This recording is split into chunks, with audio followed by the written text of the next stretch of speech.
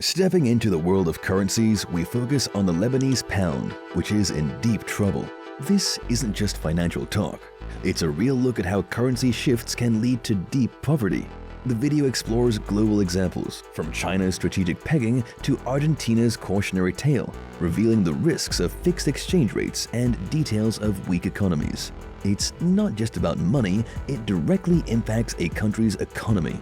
So, join us in understanding struggling currencies, where economic complexities turn into real-world difficulties, offering a clear picture of global financial challenges.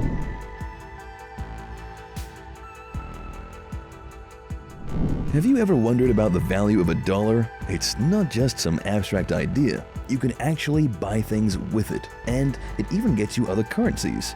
But here's the trick, its value keeps changing every day.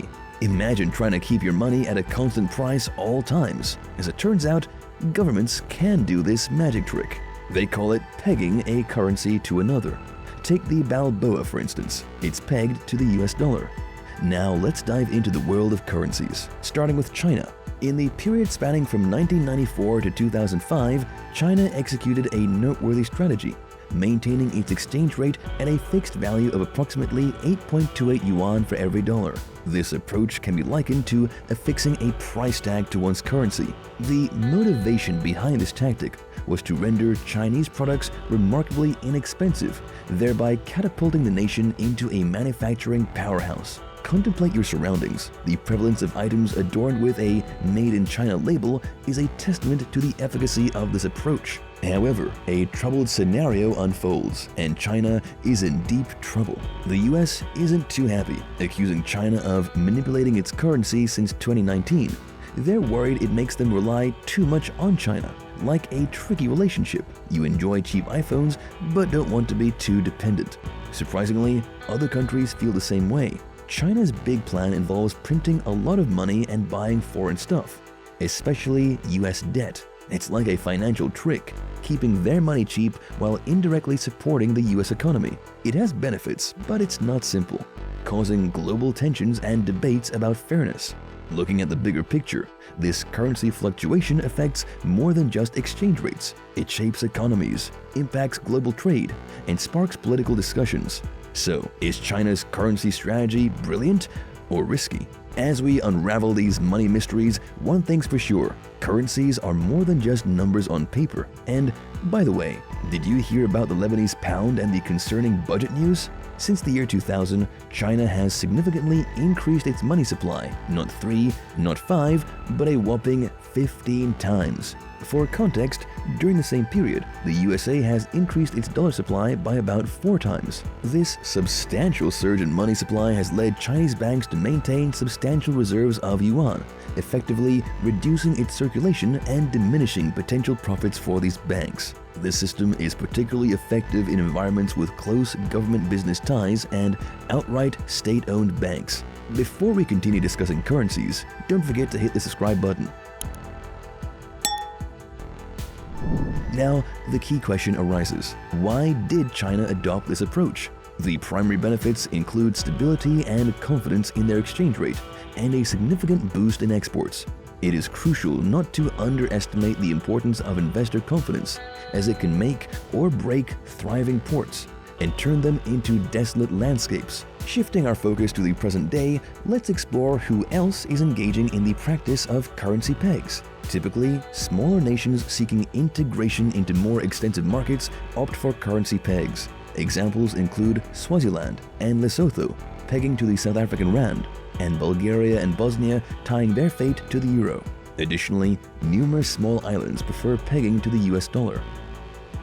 In the realm of currency pegs, the Arabian Peninsula stands out, with 7 countries, 3 of which, Jordan, Oman, and Bahrain, maintain higher rates, making imports more affordable. Conversely, Qatar, the UAE, and Saudi Arabia opt for lower rates, offering competitive export prices. Now let's turn our attention to Lebanon, where the official exchange rate stands at 15,000 Lebanese pounds to $1 US.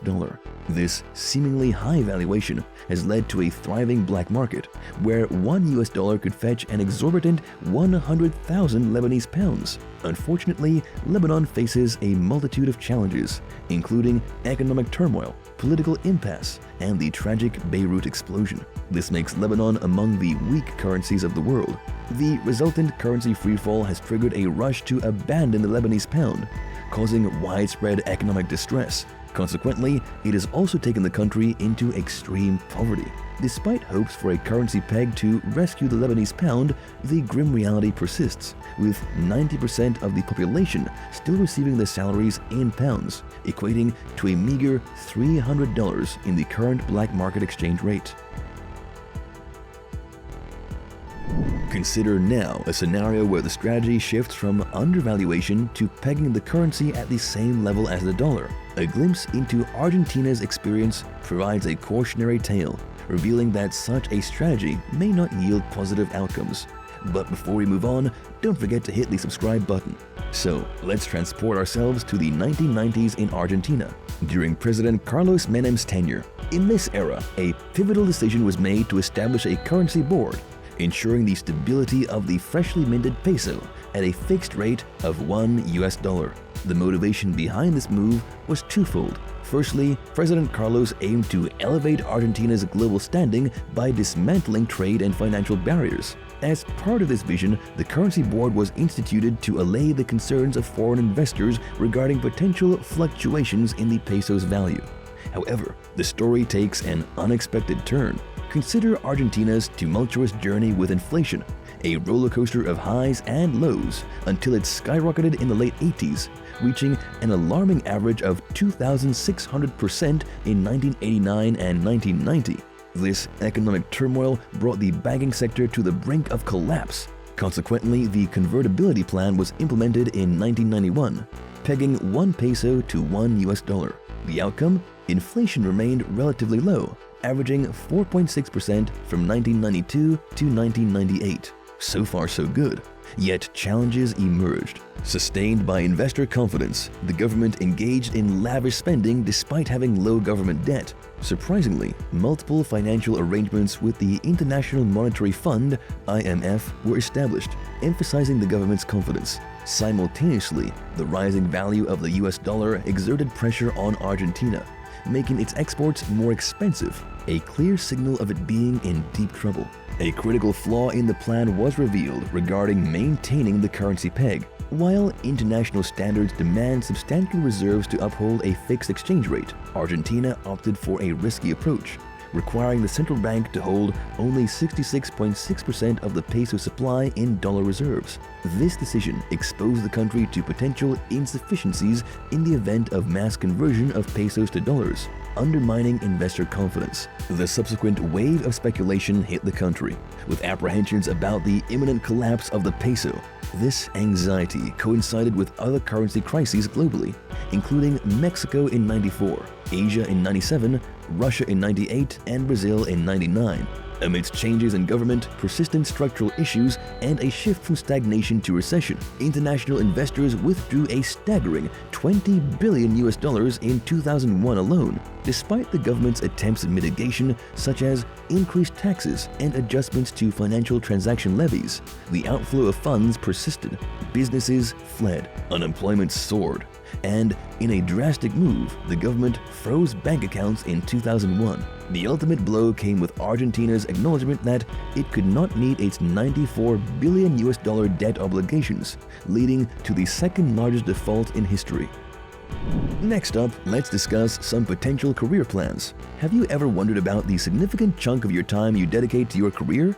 It averages 40 hours per week, spanning 50 weeks a year over a 40-year career, totaling a massive 80,000 hours. The pivotal question is how you plan to utilize this substantial resource to make the most meaningful impact. Enter 80,000 Hours, a non-profit organization committed to assisting you in finding the most impactful career. Over the last decade, they've tirelessly researched ways to guide individuals like you in navigating the complex world of careers. The best part? All their resources and guidance are provided completely free of charge. From an extensive catalog of research findings to engaging podcast conversations featuring industry experts, 80,000 Hours offers valuable insights and support. Not to mention, their job board is teeming with opportunities explicitly tailored for those wanting to make a positive change in the world.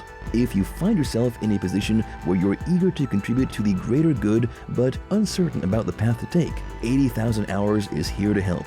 Click the link in the description or on your screen to access a complimentary copy of their comprehensive career guide. You never know, it might just be the spark for positive change, impacting both your life and the lives of others. In conclusion, understanding currency pegs reveals how nations stabilize their economies. Lebanon's overvalued pound warns of deep troubles, while Argentina's history highlights challenges including extreme poverty. China and the Arabian Peninsula nations showcase strategic benefits. So, maintaining a peg demands careful consideration. If you found this enlightening, like, subscribe, and stay tuned for more insights into economic challenges worldwide.